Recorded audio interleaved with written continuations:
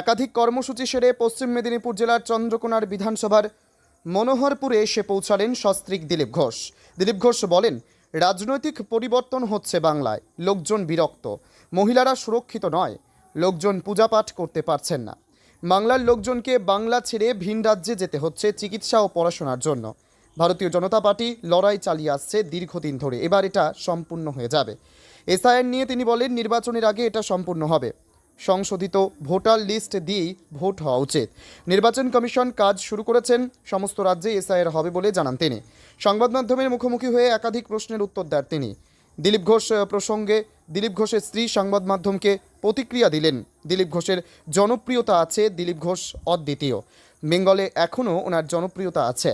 ওনার পুরনো সিরিয়াস বলবে উনি কী ছিলেন, বাকিটা সময় বলে দেবে।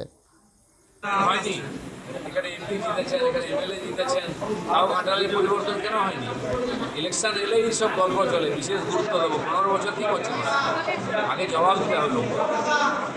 দাদা, তামিলনাড়ু এসআইআর এই সপ্তাহের মধ্যেই শুরু হবে এমনই জানিয়েছে নির্বাচন কমিশন। বাংলার কি চাইছি পশ্চিমবাংলায় আগে এবং ইলেকশন আগে এসআইআর হোক, আর সংশোধিত তালিকা নিয়ে ভোট হোক, তাহলে কোনো মানেই হয় না। সারা ভারতবর্ষে এসআইআর হবে এবং পশ্চিমবাংলাতে হবে সবচেয়ে বেশি গুরুত্বপূর্ণ পশ্চিমবাংলা। ওকে মাইকটা বন্ধ করতে বলো। দাদা, রাজ্যে এসআইআর আবহে বিএলএদের ওপর একটা কড়া নজরদারি চালাচ্ছে বিজেপি। সেই কারণেই কি জেলা তৃণমূল নেতৃত্ব দফায় দফায় বৈঠক করছে কেন্দ্রীয় নেতৃত্বের সাথে? আমরা তো নজর রাখবোই, কারণ পার্টির লোকেদের বিএলও করে দিয়ে সেই ভেজাল ভোটার রেখে দেওয়ার তাল করছেন মুখ্যমন্ত্রী। তিনি ডিএমদের ধমকাচ্ছেন, তিনি অন্যান্য অফিসার এবং বিএলএদের ধমকাচ্ছেন যে আমরা বেতন দিই, যদি কাউকে বাদ দিয়েছেন তাহলে আমরা দেখে নেবো, চমকাচ্ছেন। এইভাবে হতে পারে না, ইলেকশন কমিশন সব দেখছে। দাদা, আপনাকে বাদ দিয়ে সমস্ত এলাকায় বৈঠক চলছে, সুকান্ত মজুমদার এবং শুভেন্দু অধিকারী। যারা পদাধিকারী আছে তারা বৈঠকে যাবে, আমি পদাধিকারী নাই, এই জন্য আমি বৈঠকে নাই, আমি জনসভায় আছি। আপনাকে কি মিটিংয়ে ডাকা হচ্ছে? ইলেকশন আসুন, তখন ডাকলে যাবো।